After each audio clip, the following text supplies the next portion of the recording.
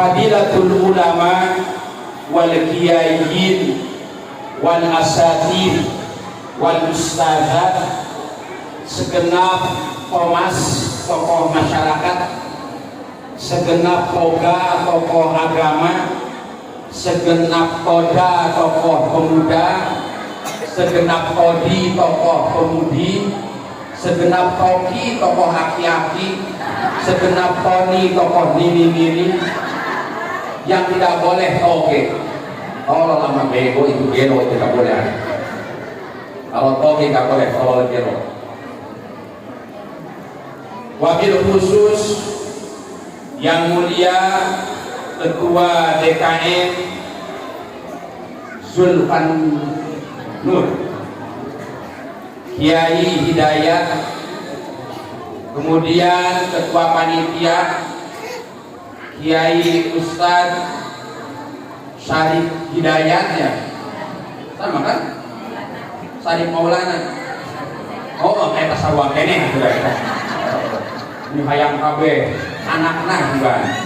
Ketua ya Panitia Kiai Maulana Syarif Hidayat AMD, ya perawat apa suster apa ini apa bidan kan AMD mah biasanya, tapi kalau AMD baru ke bidanan itu atau keperawatan. Kalau AMD kok bisa tahu? Karena saya punya adik nomor 4 sarjana kesehatan masyarakat sekarang di Belgia, ya.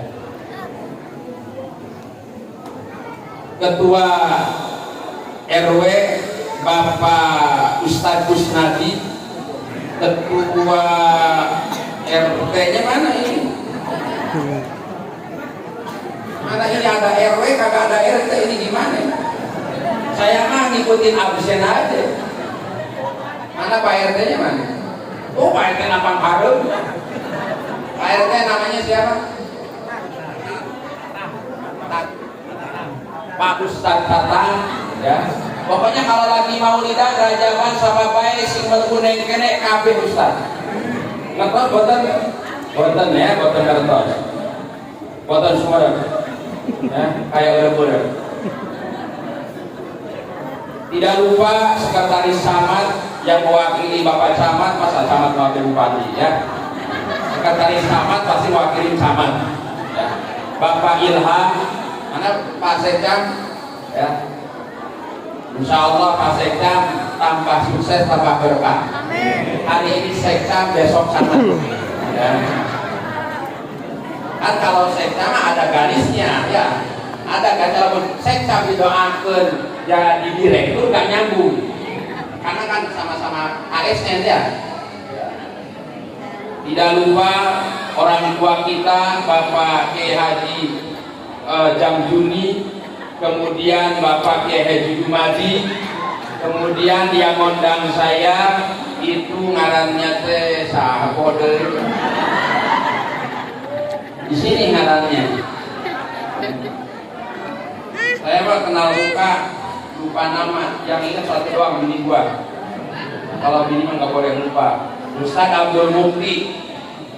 Mudah-mudahan segenap panitia peringatan Isra Mi'raj di bulan Sya'ban, mudah-mudahan sukses dunia akhirat semuanya, bahagia dunia akhirat semuanya. Segenap masyarakat yang mendermakan hartanya, mendermakan tenaganya, mendermakan pikirannya untuk bisa terselenggaranya peringatan Isra Mi'raj, gak ada bannernya. Ini mudah-mudahan bukan karena kurang duit, ya, karena mungkin diganti kena panggung. Tapi saya juga yakin di panggung gak beli. Ini panggung dunia ini mah. Pembang juga minjem buat tahu. Mudah-mudahan semuanya pengorbanannya, yang minjemin meja, minjemin kembang, ya. Ini kok bocor, ada air dari mana? Mudah-mudahan semuanya menjadi sebab bapak dan ibu putra putrinya bahagia dunia akhirat, sukses dunia akhirat, menjadi hamba-hamba generasi ahli sunnah wal jamaah, ala manhaji thariqati asy'ariyah wal maturidiyah. Amin ya rabbal alamin. Tidak lupa Babin Mas atau Babinsa TNI Polri ada yang mewakili. Mudah-mudahan menjadi hamba-hamba yang senantiasa dibimbing dengan hidayah dan taufik Allah Subhanahu wa taala.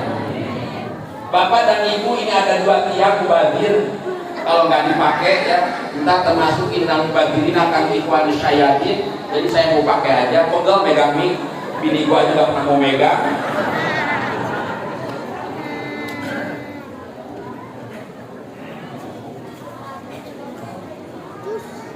Terus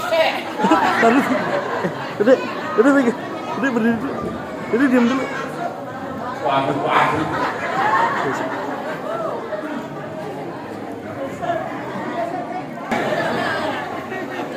Di dalam kitab, sudah ya yang terhormat, sudah nggak ada yang terlewat.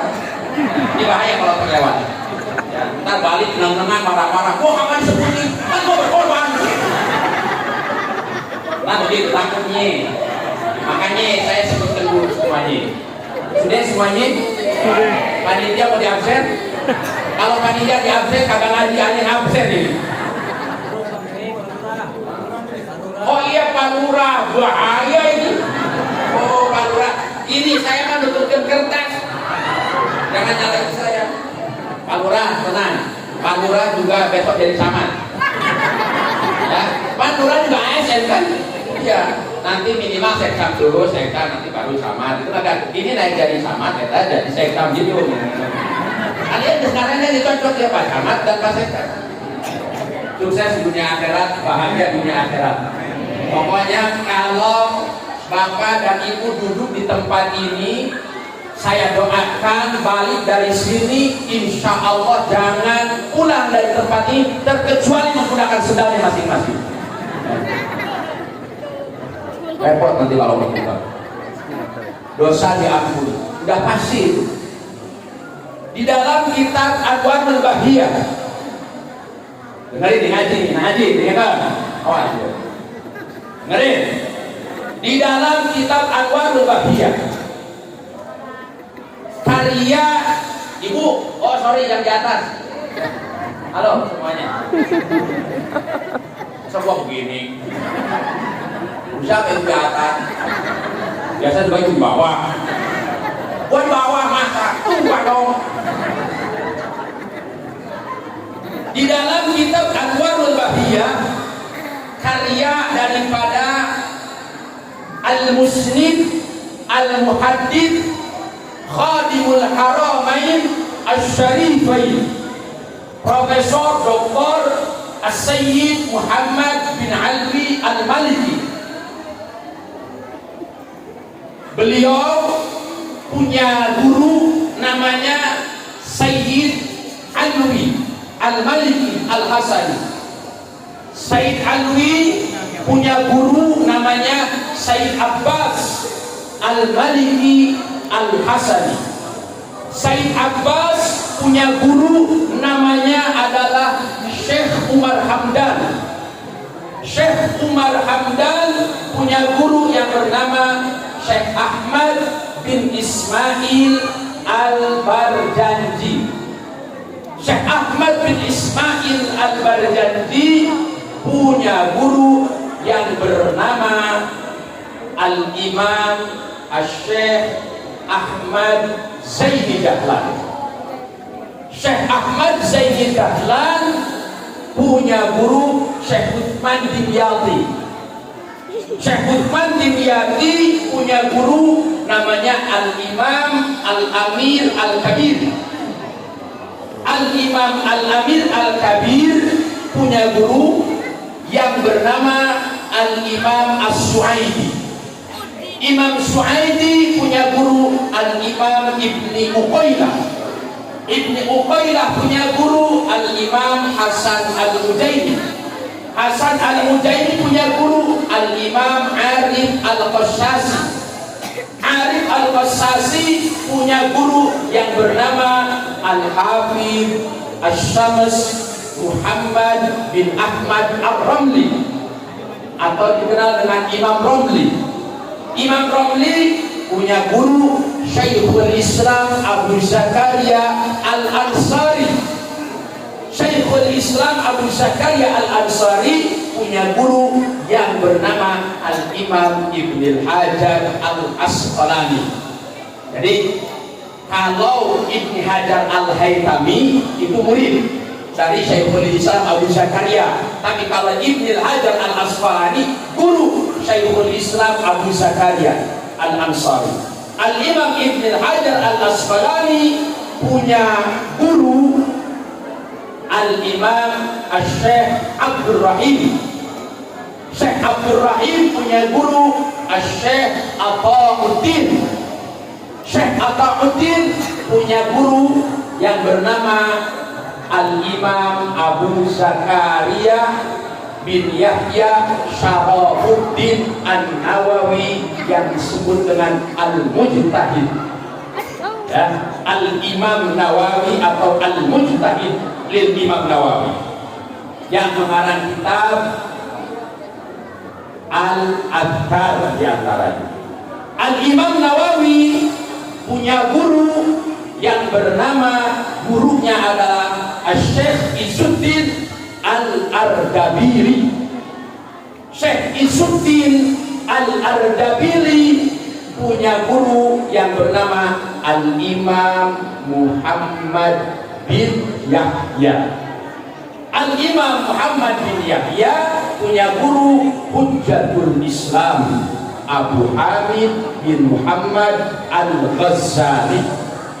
Ini tokoh tasawuf yang menjadi patokan mayoritas pemegang ahli sunnah wal jamaah, Asy'ariyah, Maturidiyah, Asy-Syafi'iyah, Al-Hanafiyah, Al-Malikiyah, Al-Hambaliyah bertasawuf dengan Al-Imam Ghazali. Al-Imam Ghazali punya guru yaitu Al-Imam Abdul Malik, Imamul Haramain. Al-Imam Abdul Malik punya ayah jadi gurunya yaitu Al-Imam Haramain Al-Juwaini. Ini hebat. Ini anaknya Imamul Haramain, ayahnya Imamul Haramain. Dulu Mekah dan Madinah itu dikuasai oleh ahli sunnah wal jamaah. Maka tokoh-tokoh ahli sunnah banyak yang menjadi Khatimul Haramain Asy-Syarifain. Terakhir Sayyid Muhammad bin Alwi Al-Maliki Al-Hasan, itu paling akhir. Setelah itu wallahu a'lam. Ya, tapi tokoh terakhir dari tokoh ahli sunnah dunia Profesor Dr. Al-Musnid Al-Muhaddis Sayyid Muhammad bin Alwi Al-Maliki. Nah, Sayyid Al-Imam Al-Haramain Al-Juwaini ini punya guru Al-Imam Abu Bakar Al-Baqillani. Abu Bakar Al-Baqillani punya guru Al-Imam Abdul Hasan Al-Bahili Al-Basri, bukan Imam Hasan Basri, tapi Al-Imam Abdul Hasan Al-Bahili Al-Basri karena dari Basrah. Al-Imam Abdul Hasan Al-Bahili Al-Basri punya guru tokoh madhab pencetus ahli sunnah wal jamaah yaitu Syekh Al-Imam Abu Hasan Al-Asy'ari, Syekh ahli sunnah wal jamaah fi jami'il alam, di seluruh alam semesta yang akalnya sehat berpegang dengan Al-Imam Abu Hasan Al-Asy'ari.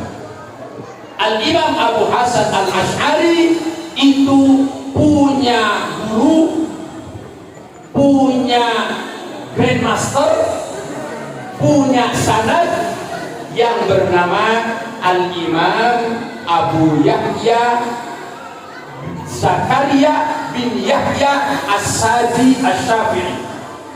As-Sadi Asy-Syafi'i punya guru Al-Imam Muzanni. Imam Muzanni punya guru Abu Abdillah Muhammad bin Idris bin Abbas bin Syafi'i bin Syaib bin Ubaid bin Abu Yazid bin Hashim bin Muttalib yang disebut dengan Imam siapa? Ini ngaji nih. Imam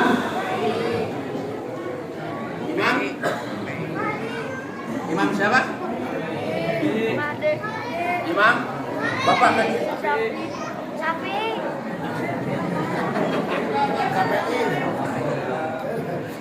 Salaman. Kita konsentrasi perhatikan kelas sering hukum. Ilmu lagi cokot. Ya. Al-Imam Syafi'i itu punya guru ketika di Irak namanya Imam Waqi, ketika di Madinah namanya Al-Imam Malik bin Anas yang berkembang madhabnya madhab Malikiyah. Maka di Madinah, di Mekah madhabnya ahli sunnah wal jamaah, fikihnya Al-Malikiyah. Al-Imam Malik bin Anas dan Al-Imam Waqi berguru kepada seorang yang bukan keturunan hebat. Dia adalah sosok manusia yang tadinya tawanan, bukan anak kiai, bukan anak ulama, bukan anak seorang yang hebat, yang cemerlang, tidak. Tapi dia menjadi ulama dunia yang dikenal sampai saat ini, namanya Maula Ibni Umar, Imam Nafi.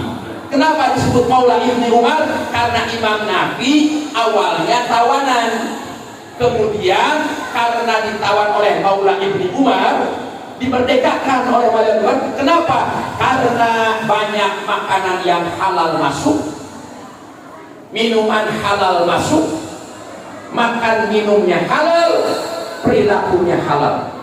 Makan minumnya halal, berniaganya halal. Makan minumnya halal, berperilaku di masyarakatnya halal, bergaul dengan masyarakatnya halal. Karena kata Al-Imam Ibni Athaillah, makanan yang halal akan melahirkan perilaku yang baik, makanan yang haram akan melahirkan perilaku yang munkar. Jadi hati-hati dengan makanan. Makanan halal, minuman halal itu sangat penting, akan melahirkan generasi-generasi brilian, generasi-generasi ahli ibadah, generasi-generasi yang salih dan salihah, karena ibu bapaknya makan yang halal. Walaupun budak belian, walaupun hamba sahaya, Al-Imam Nafi dibebaskan oleh Sayyidina Abdullah bin Umar. Imam Nafi menjadi ulama besar, melahirkan Imam Malik bin Anas, melahirkan Imam Waqi, kemudian kesini Imam Syafi'i, dan ulama-ulama hebat. Al-Imam Nafi berguru kepada Al-Imam Ibnu Umar, tuannya, tapi dimerdekakan, berarti menjadi gurunya Al-Imam Abdullah bin Umar. Al-Imam Abdullah bin Umar berguru kepada Sayyidina Umar, berguru kepada baginda Nabi Muhammad sallallahu alaihi wasallam. Lah kenapa saya sampaikan? Karena sanad itu bagian daripada mata rantai kehidupan agama. As-sanad huwa din, man laisa lahu sanad la kamalata bid-din. Sanad itu adalah bagian mata rantai orang bisa benar beragama. Kalau orang tidak punya sanad keilmuan, maka tidak akan sempurna di dalam beragama. Seperti halnya ini kipas, lampu bisa terang, berderang. Kenapa? Karena ada sanad elemen listrik yang benar. Kemana ini sanad? Ibu, ini lampu bisa burung, kipas bisa menggoyang, ya. Ini kipas menggoyang begini karena ada apanya? Karena ada elemen listrik yang benar. Lampu bohlam, masjidnya bagus, ada lampunya, ada kipasnya, tapi enggak nyala. Kenapa? Sebagus apapun itu, kalau mata rantainya tidak ada, gelap. Pengetahuan yang dapat tanpa ada guru yang membimbing, kegelapan yang ada.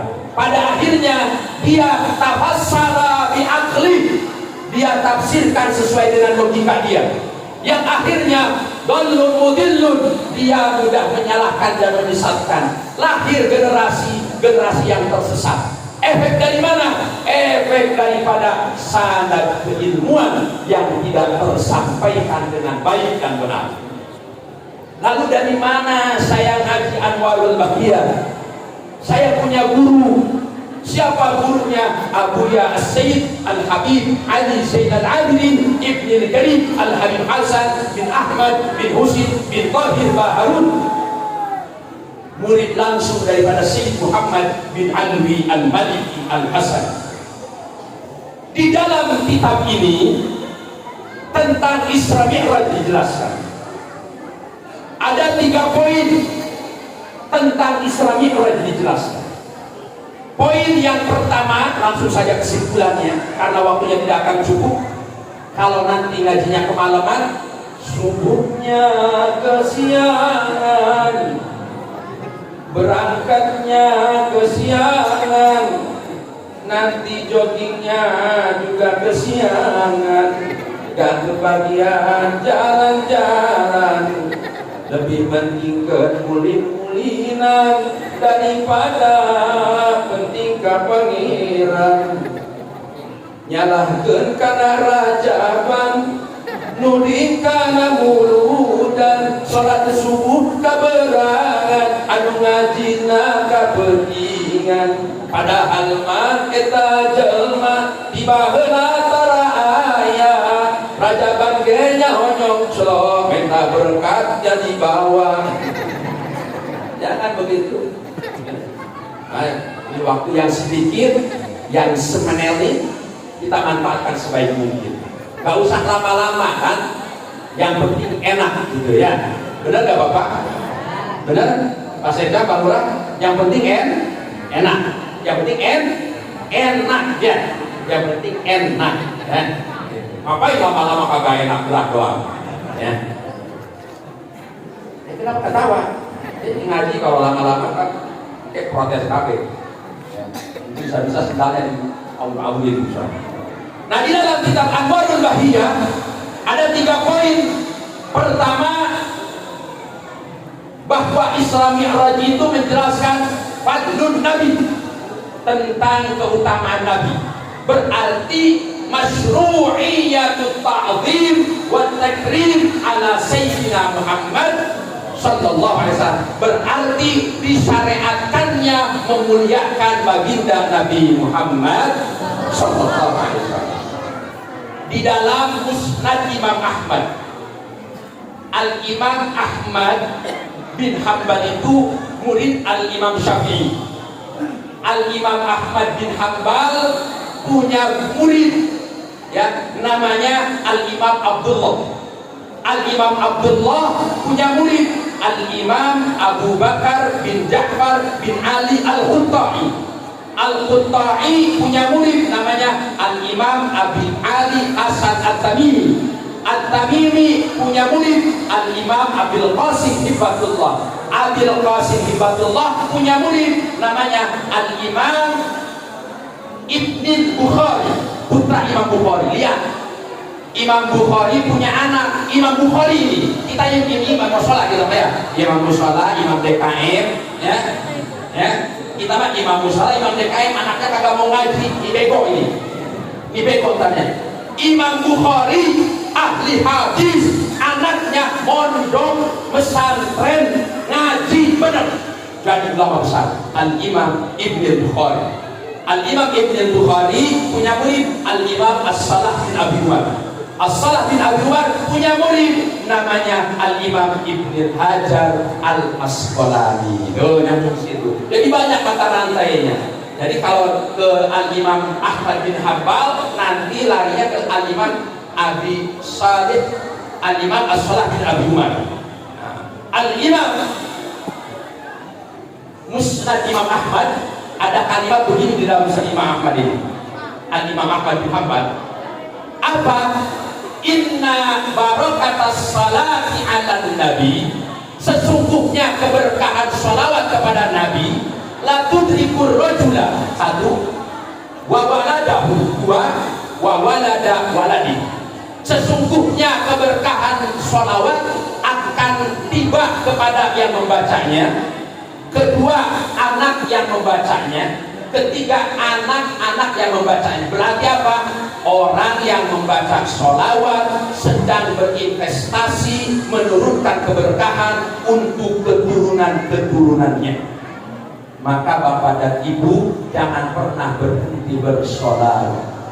Ya Nabi salam alaika, ya Rasul salam alaika, ya Habib salam alaika, salawatullah alaika semuanya, ya Nabi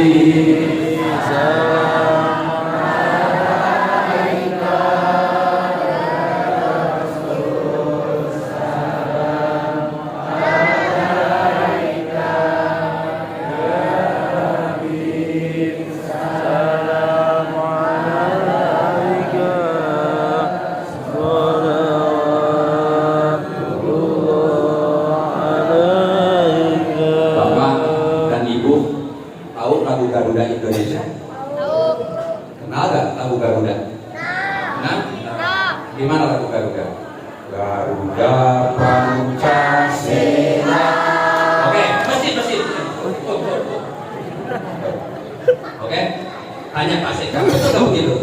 Garuda Pancasila. Kalau orang begitu kan? Garuda, tiba-tiba sama orang babakan tuh. Garuda Pancasila, akulah penuh patriot proklamasi, setia berkorban untukmu. Pak Setam catat itu barusan penistaan lagu Garuda. Ditewak lah barusan lagu salawat saya kemana itu? Ya Nabi salam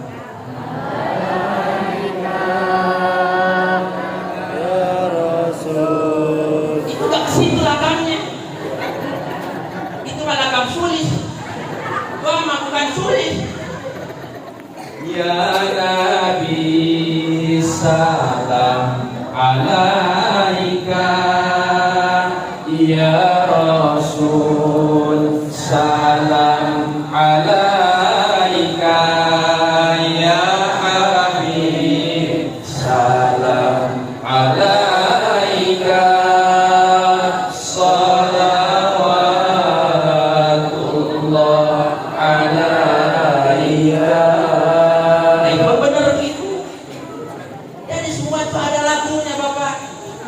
Ibu ada lagunya, Quran ada lagunya, sholawat ada lagunya, dangdut juga ada lagunya. Andaikan matahari. Tapi kan gak boleh di masjid, dosa. Masa di masjid? Andaikan matahari terbit dari barat, tak akan goda cintaku kepadamu. Dosa itu gak boleh di masjidnya. Ini kita nyanyi, ngasih tahu itu lagu. Gak boleh di masjid, mah gak boleh. Apapun yang terjadi, aku tak peduli, perilaku mati demi dirimu kasih. Nggak boleh itu di masjid. Jadi kalau mau nyanyi ya jangan di masjid lah, itu ngasih tahu itu lagu nggak boleh. Kalau di masjid sholawatan, baca Quran. Coba yang jadi imam sholat sama yang qori lagamnya sama tuh. Beda, yang sholat ini mau terawih nih, bentar lagi. Allahu Akbar.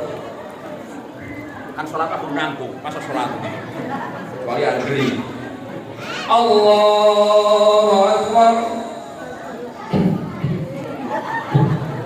Allahu Akbar. Inna la syarika Bismillahirrahmanirrahim. Kebayang tuh berjamaah model begini.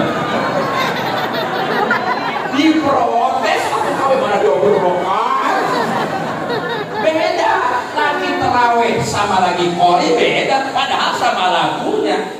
Karena likulli maqamin maqal wa likulli maqalin maqam. Setiap tempat ada bahasa dan setiap bahasa ada tempat. Iqra'ul Qur'an bisautil hasan. Baca Quran dengan suara yang indah. Tapi ingat, la taqra'ul Qur'an bil lahni. Tidak boleh baca Quran dengan lahn. Mana lahn itu? Dia membaca lagu keluar dari keraksaan. Allahu Akbar. Bismillahirrahmanirrahim.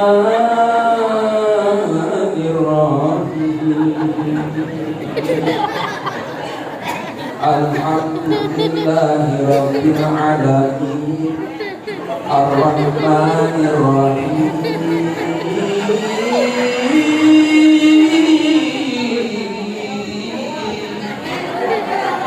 Maliki yaumiddin.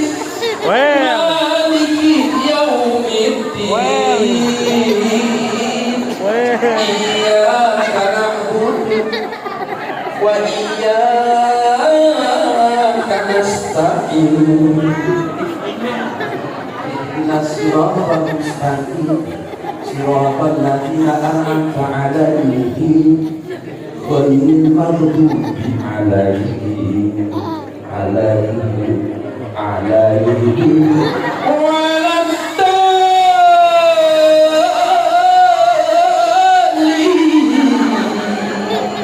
yang bingung makmum.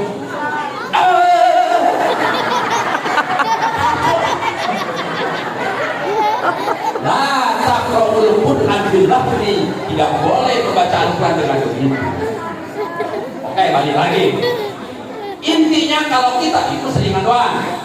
Jadi inti dari Islam pertama fadlun Nabi, keutamaan Nabi. Maka agungkan Nabi, bikathrati sholati ala Nabi, memperbanyak sholawat kepada baginda Nabi. Silahkan lagunya apa, monggo. Tapi Quran tidak boleh menggunakan lagu yang lain. Quran yang tadi aja lagu Garuda itu guna. Nah itu bendera, benar? Indonesia tanah airku. Ayo, Indonesia, Indonesia, Indonesia, tanah air, tanah air, tanah air. Ada di lewat langsung. Entah naik ke bendera, mau naiknya ke tanya. Entah bingung, entah bau. Ini ada caranya, nggak boleh, ya. Jadi sesuai tempatnya. Indonesia Raya lagu kebangsaan tidak boleh berubah. Kalau kita lagu Indonesia Raya pun benar. Nah, lagu Indonesia Raya bagaimana etikanya? Menghadap, kalau lagi di lapangan, lain menghadap kena matahari, menghadap karena itu bendera yang ditaikkan, bukan bendera yang diturunkan. Jadi menghadap. Kalau di dalam ruang mana? Lain dirigen, ya dirigen kompan. Oh tuh, dirigen kompan. Ya, ada pemandu lagunya, ya itu yang diikutin. Kan gitunya. Indonesia tanah airku, kan itu ada, ya.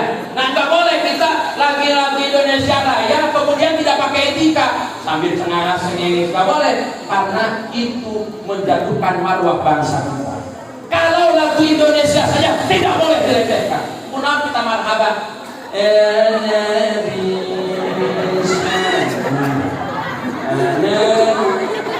Ini menghadap baginda Nabi, yang dihadapi oleh kita Nabi.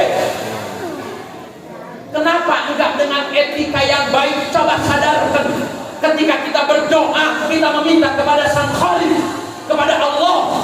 Ketika istighfar, yang kita minta kepada Allah, punah orang istighfar.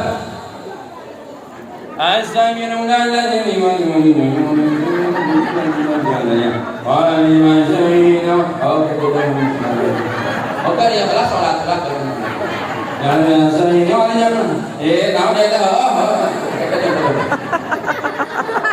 Istighfar, minta ampun sama Allah, mana etikanya? Baca sholawat terhadap baginda Nabi, mana etikanya? Pantes sering sholawatan tapi gak kebagian keberkahan, lah kagak ada etikanya. Kita berdiri biasa-biasa aja, ketemu bupati, ketemu gubernur, ketemu presiden, dandannya rapi, dandannya bagus, baju yang terbaik, sendal yang terbaik. Lah datang hari ini sendalnya ada gerak hijau. Ada yang keselip, baju biasa-biasa aja. Harusnya dandan ibu-ibu.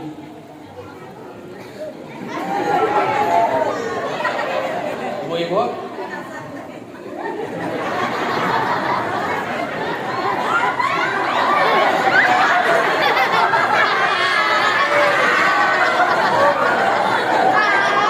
Yang rapi atuh. Kenapa? Karena yang mau kita datangi baginda Nabi, yang tidak jemput baginda Nabi, jangan.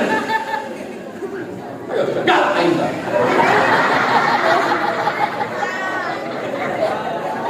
Mana itu bisa galak? Bisa ya galak.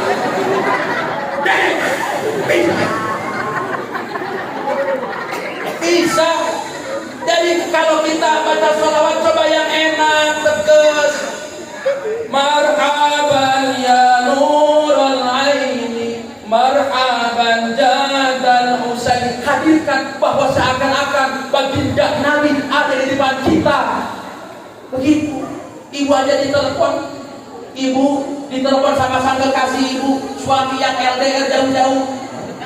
Papi ya, ada kelihatan. Kenapa? Ketika bapak ditelepon sama bininya, padahal bininya jauh, tapi karena takutnya istiqomah, ikatan suami takut istri kalau di rumah, ditelepon.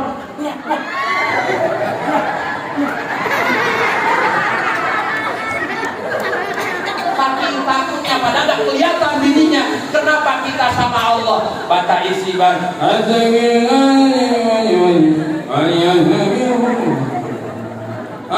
Saya mah ini kok saya nggak perlu. Ya Allah, sempatkanlah istighfar 5, baca tasbih 33, tahmid 33, takbir 33, berdoa dengan sesungguhnya. Ya Allah, minta.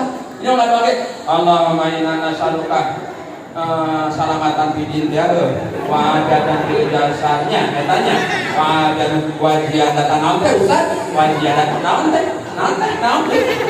Kalau nggak bisa pakai bahasa Arab, pakai bahasa kita. Oh my God, please deh, kalau sama Allah cerita, ya nisa'al mu'minin idza adnabat ihdakunna la tukhbiranna bihin nas. Kata Siti Fatimah, kata Siti Aisyah, hei wanita-wanita mukmin, kalau kalian pernah melakukan dosa, jangan sekali-kali bercerita dengan manusia. Kenapa?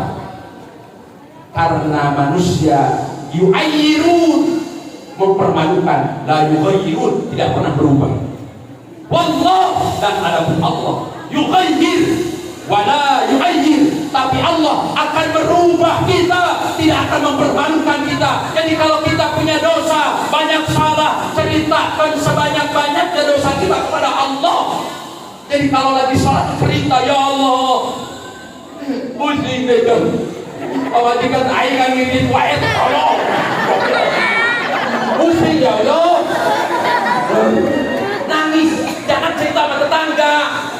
Dua sama tetangga cerita, dengerin gak? Pusing, cerita di tadi, bayar ini bayar. Apa kata tetangga tadi? Tetangga juga, sama tuh saya kayak pusing.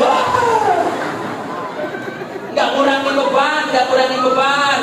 Kalau bapak dan ibu datang ke dokter, cerita penyakit semuanya ke dokter, cerita Pak, datang ke dokter, ibu datang ke dokter, ceritakan penyakit ke dokter. Jangan cerita ke tetangga punya penyakit buduk bisul budak.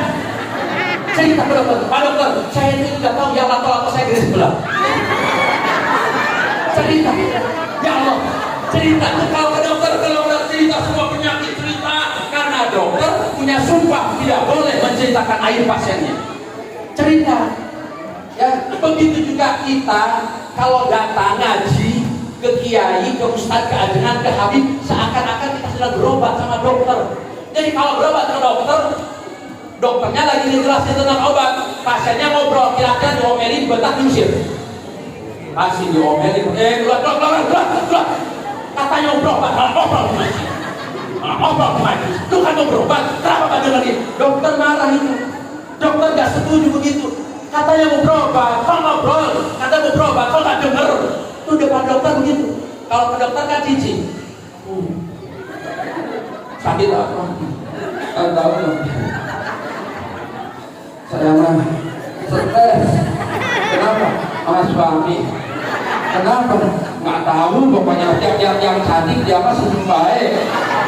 Ya yang salah bukan suami. Ibu kenapa ketika belum menikah cantik dandan, setelah menikah kenapa laradutan? Coba, oh kan gak dibelikan ini itu. Lah minta.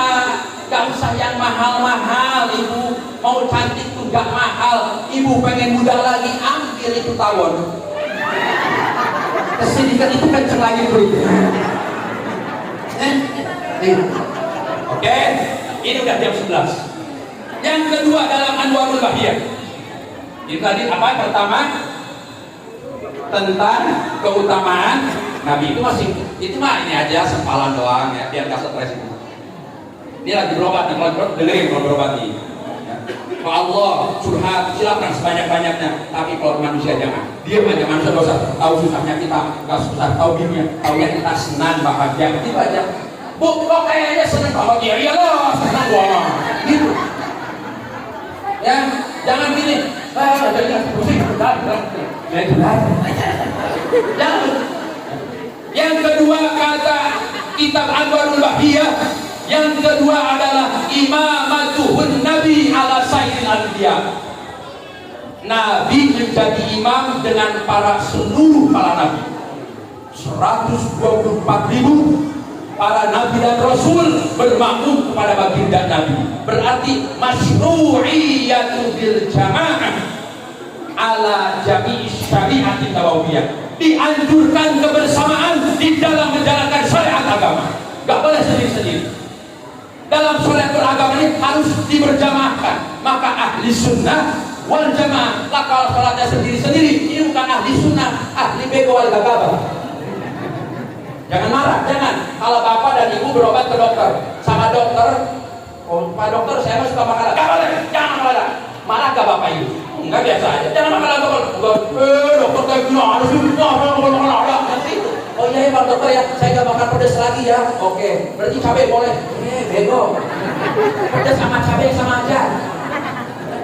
Jadi kalau ke dokter marah-marah gak kalau diomelin? Ibu kalau diatur sama dokter marah? Dikasih resep marah? Marah gak? Enggak. Lah kenapa dielingan, ku kiai, ku ajengan? Kenapa marah-marah? Ada Habib ngaji, anak haji, ada Habib terbalak-balak lagi, ngoyokan saya, mata-mata saya, gak saya gak bakal ngaji lagi. Ini orang gila. Pasien berobat sama dokter marah-marah, pasti kata dokter ini pasien gila. Subhan itu pasien gila.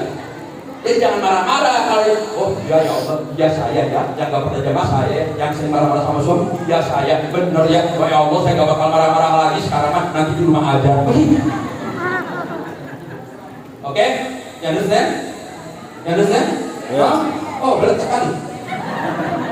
Yang ketiga, kita jam 11. Yang ketiganya apa di dalam Anwarul Bahiyah? Darsun fis salat, pendidikan di dalam sholat. Ada pendidikan sholat. Mana pendidikan sholat?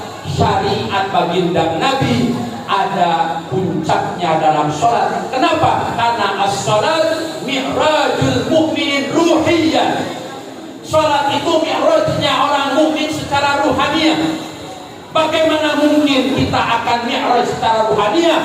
Kita sholatnya, kata Syekh Nawawi Tanara Al-Bantani, murid daripada Syekh Khatib Sabbas Kalimantan Barat, murid daripada Syekh Ahmad Zaini Dahlan. Apa? Kalau sholat itu harus dijaga 3 karakter.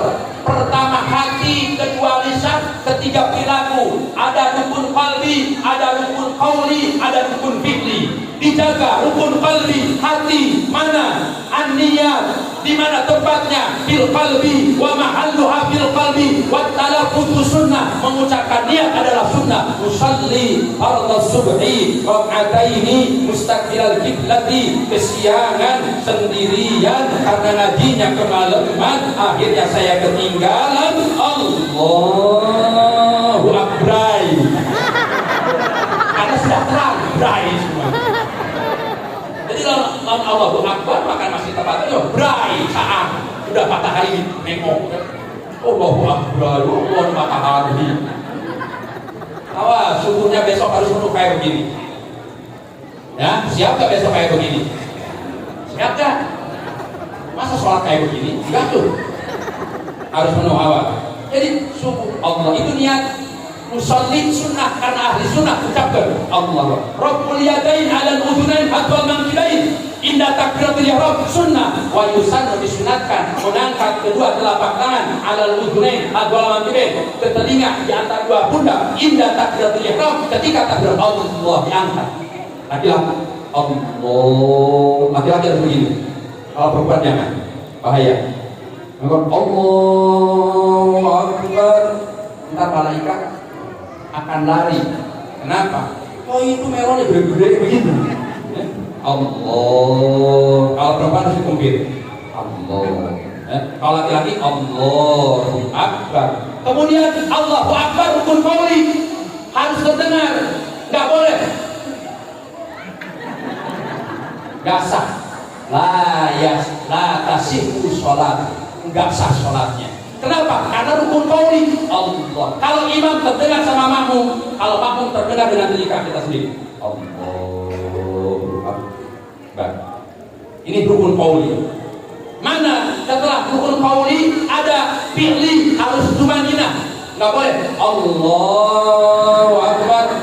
Bismillahirrahmanirrahim.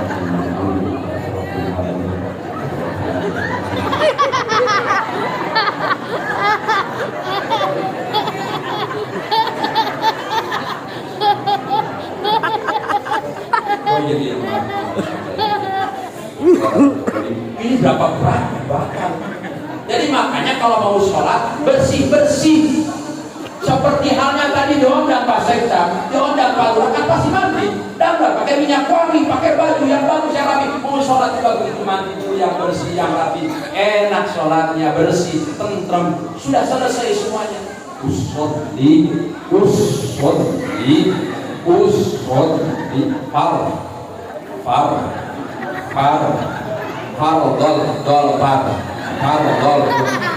nggak boleh ya. Jadi kalau yang wasat makhluk jadi imam ya. Jadi usah jadi imam sana aja ya. Allahu akbar. Nah, wa'u yadil yumna ala u'i yadil yusra itu namanya pergelangan.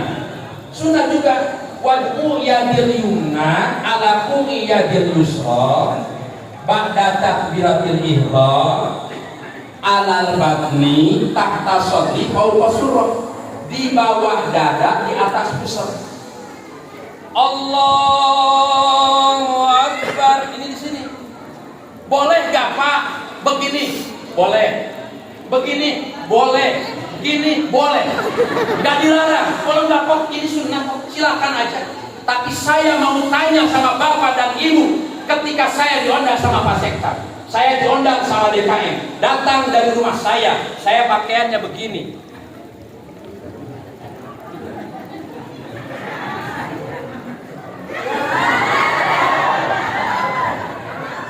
Turun dari mobil begini, kira-kira sama Pak Kiai bilang apa saya? Orang bego sama orang gila saya datang ke sini. Padahal bener tuh ini.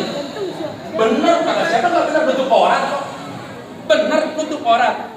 Ingat bapak sering protes sama ibunya. Ibu tutup auratnya. Bapaknya pakai celana pendek, kan bego juga itu. Awas jangan jadi orang bego. Nyuruh tutup aurat sama gini, kitanya buka aurat. Boleh pakai celana pendek, boleh, tapi ditambahin yang panjang.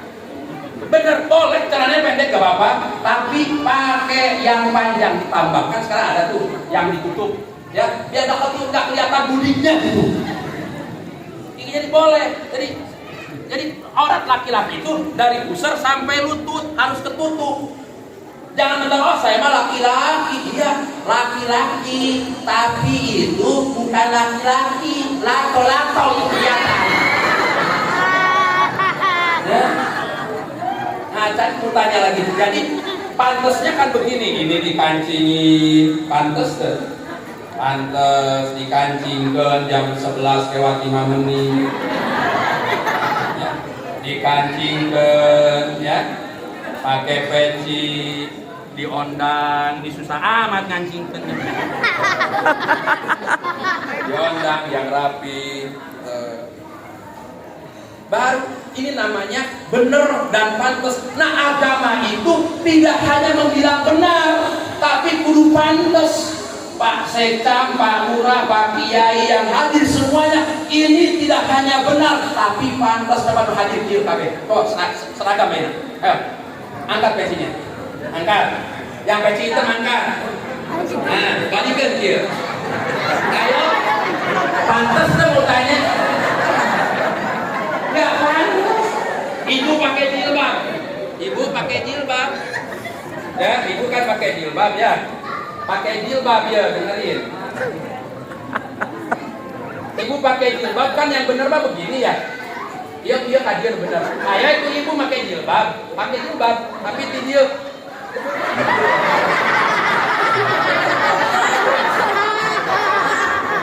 Jadi kudu bener sama pantas. Agama itu nyuruh bener. Pantasnya mana? Tasawuf. Maka ada Islam jadi fikih, ada iman jadi tauhid, ada ihsan jadi tasawuf. Jadi fikih, tauhid, tasawuf itu kudu selaras. Islam, iman, ihsan. Rukun Islamnya ada 5, rukun ihsannya ada 4, rukun imannya ada 6. Rukun Islam 5, rukun iman 6, rukun ihsan 4. Mana rukun ihsan? Di dalam kitab Rawahus Salalim karya Syekh Muhammad Ishamson Haji, beliau murid daripada Syekh Khalil Al-Bantani, Banten. Syekh Khalil murid daripada Syekh Ilyas Al-Bantani. Syekh Ilyas Al-Bantani murid daripada Syekh Khalil Madura Al-Bangkalani. Syekh Khalil murid Syekh Nawawi. Syekh Nawawi murid Syekh Khatib Sambas Kalimantan Barat. Nyampe lagi ke Syekh Ahmad Zaini Tambang. Di dalam Rawahus Salalim ihsan ada 4: ilmu, amal, ikhlas, yakin. Ilmu, amal, ikhlas, yakin. Jadi orang Islam, orang mukmin harus punya ilmu, harus beramal, nanti lahir ikhlas, tumbuhlah yakin yang disebut derajat hakikat melalui jalur tasawuf tarekat. Jadi jangan berharap kalau hakikat, kalau tidak fikih, kalau tidak tauhid, kalau tidak tasawuf. Karena itu adalah mata rantai yang menuju derajat yang mulia. Ya, jadi sholat ada rukun qalbi, ada rukun qauli, ada rukun fi'li. Jadi sholat kudu nutup orang, kudu bener, kudu pantes. Jadi begini boleh, boleh, ini boleh, tapi itu bener, itu pantes. Allahu Akbar. Begai, berarti stres itu kursi. Tapi diajar sama ulama fikih, kata ulama fikih diatur di sini loh pantas. Saya ketemu Pak Sekam, Pak Lurah diundang sama Presiden. Pak Ustadz besok dipanggil Presiden. Saya ketemu Presiden begini, halo Bapak Presiden. Diusir itu. Gimana caranya? Pasti pada begini semua. Kalau tak ada presiden gitunya. Kalau berhadapan Presiden tangannya itu nggak ada yang bertemu Presiden tangannya kecil. Nggak ada juga yang begini, nggak ada yang begini, nggak ada, pasti gini semua. Ternyata aturan sholat mempraktekkan dalam kehidupan pantas. Bapak ketemu saya, Bapak sehat, Ibu sehat, ini lagi, Bapak sehat, nggak pantas. Ya, itu pantas. Jadi sholat itu bikin pantas dalam kehidupan. Nggak ada yang nggak pantas. Nah, rukun pilih. Berarti kalau qalbinya benar, hatinya bersih, tidak dengki, tidak hasud. Kalau sholatnya benar, lisannya beres, tidak caci maki, tidak merendahkan. Kalau sholatnya beres, ada fi'li, kelakuannya beres, hidup dimanapun orang itu akan mulia dan terhormat. Mohon maaf atas segala hilaf dan salah, mohon maaf atas segala tingkah laku yang saya tidak pantas di depan ibu-ibu, nggak pantas saya. Yang lebih pantas guru-guru bapak dan semuanya di sini. Saya hanya sebatas sedang menjalankan tugas yang katanya bapak dan ibu. Saya ustaz, saya saya dengan, tapi itu kata manusia. Tidak ada kepentingan sedikit pun. Bapak dan ibu yang hebat bisa mengamalkan ilmu, amal, ikhlas dan yakin, sholawat, kemudian berjamaah dan sholat, menjaga hati, menjaga lisan, menjaga perilaku, bahagia dunia dan akhirat. Kucing kurus mandi di papan, papannya si kayu jati. Badan kurus bukan tak makan, memikirkan kapan saya bisa kawin lagi.